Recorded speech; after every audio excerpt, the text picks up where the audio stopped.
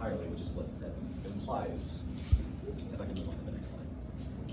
And so, this is going to be done in 3 minutes. We're going on a strange sidetrack here, but this is the Gorgias. It is a conversation recorded by Plato between Socrates and a politician named Gorgias. I wrote all this. I'm probably not going to read all this, but just to kind of clarify what it was about, I would highly recommend you read it. It makes a lot more sense than you think. What happens is that Gorgias finds himself to think he is a professional speaker or speech giver or orator. And the entire time, Plato asks him how that is considered a profession. And the entire time, the entirety of this conversation between the two, all Gorgias does is use sentences like, say, for example, Chaerephon asks Gorgias, now then, since he's knowledgeable in a craft, what is it and what is the correct thing to call him?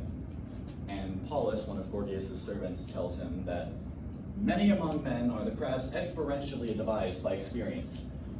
Chaerephon, yes, it is experience that causes our times to march along the way of craft, whereas inexperience causes them to march along the way of chance.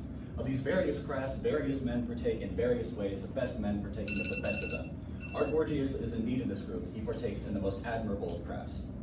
Notice how that's all a bunch of bullshit? And that just means that Gorgias is experienced, but he hasn't even said what he's good at.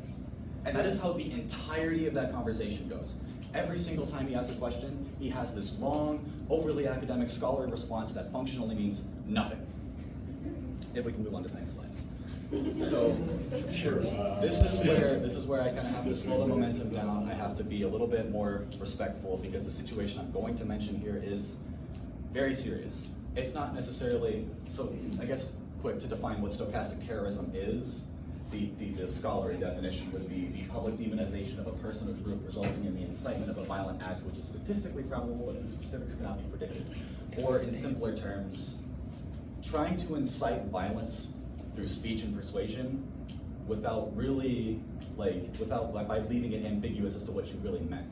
So, to exemplify what I'm talking about, imagine if I went up to Jorge, right now, and I looked at him and I said, look, the white man, he wants to take your home, your country, everything that matters to you. If I take it, you will lose everything and someone has to do something.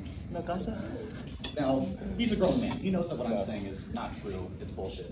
But imagine that he is an impressionable young person or a psychopath, and he is inundated with these messages day after day after day after day. What do you think he wants to do?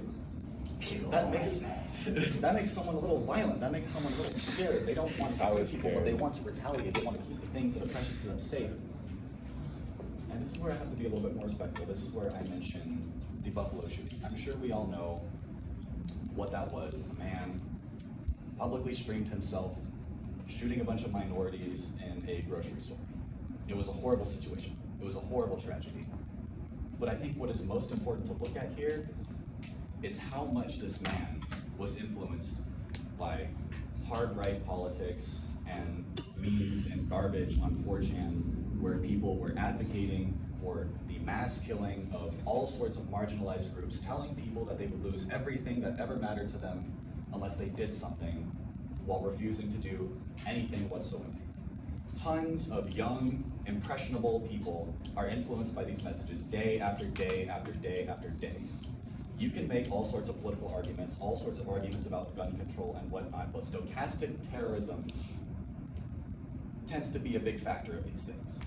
Stochastic terrorism causes a lot of these problems. You look into a lot of shootings, and so often are they inspired by people trying to get you to be violent, people trying to get you to kill people for them because they cannot bring themselves to do it alone. That's why it's dangerous. That's why you shouldn't listen to people who use big words and use academic language, because half the time they're full of bullshit. It's why you shouldn't listen to half the things that any politician, regardless of party, affiliation, or whatever, says, and why rhetoric leads to stochastic terrorism and why that is an inherent risk.